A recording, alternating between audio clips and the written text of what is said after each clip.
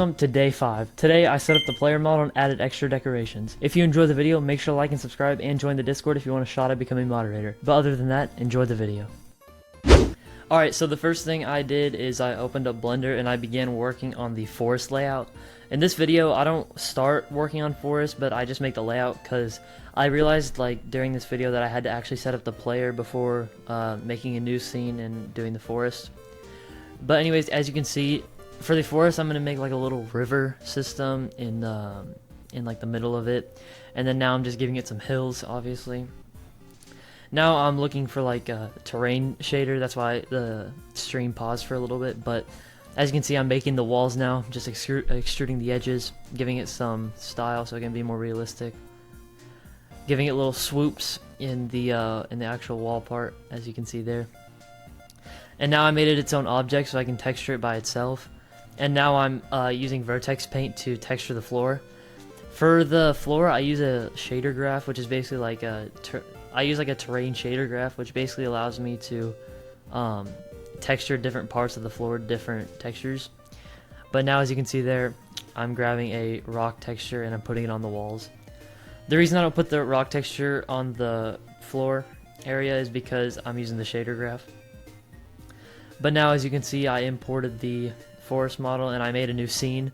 So the reason I made a new scene is because for my game, like whenever I have infection, the infection has to be in a new scene for it to automatically start.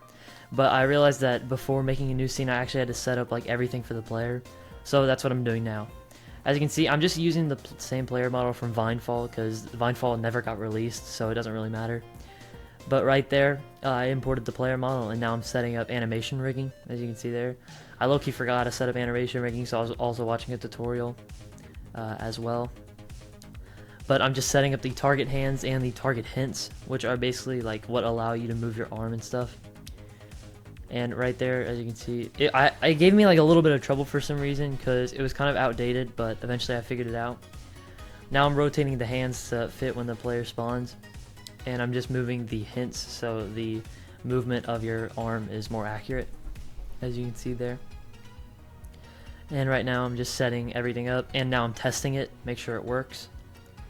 And it did work, but the hands were a little messed up, so I just had to go back and fix the hands. As you can see there, it was giving me a little bit of trouble, but eventually I did figure it out. And I'm just doing the same thing with the left hand, right there. And now, there was a bug that one of the hints somehow got moved, so I had to just fix that, and everything was all fixed. Everything was rigged, and all the animation rigging was set up. And now, right here, I'm looking for a tutorial on, like, better finger animations, because there was a script I used to have for better finger animations, but I didn't remember where it was. But eventually I found it, as you can see on the right. And right now, I'm just setting up finger animations. For some reason, the script, didn't work at first, so I had to re-import it, and then it ended up working. So you'll see, the first time I do the finger animations, it ends up not working for some reason. Right there. Yeah, as you see there, the finger is slightly bent, which you don't really want.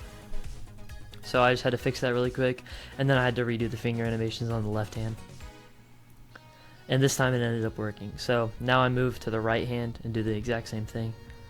This script is very, very helpful. I don't remember who it's by, but it's very helpful. It basically makes it where you don't have to animate it yourself, and it auto animates it for you. It's very, very helpful. But I had to quickly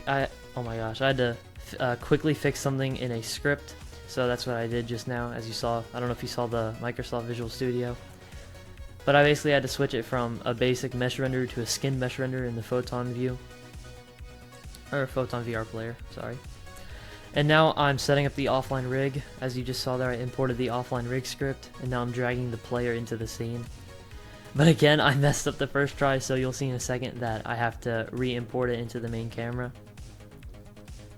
As you'll see there. So I'm setting everything up, but then I realized I forgot the target hands, which basically if you import the offline player, you have to switch the target hands. It's kind of hard to explain, but that's why it wasn't working at first.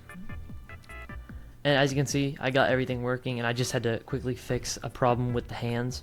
They weren't rotated the correct way, so that's all I had to do there. And as you'll see, I just quickly dragged the actual player model into the offline rig script. and that worked. And now the last thing I'm doing for this video is I'm setting up finger animations. Finger animations are super important for your games, so I wanted to do that and just get it over with. Right here I'm just doing the right hand first, and now I'm copying it and doing the left hand, as you can see there. Really easy to set up and very important in your game. And that is all I got done for day 5. If you guys did enjoy the video, please make sure to like and subscribe and join the Discord server with the link in the description. But other than that, have a great day.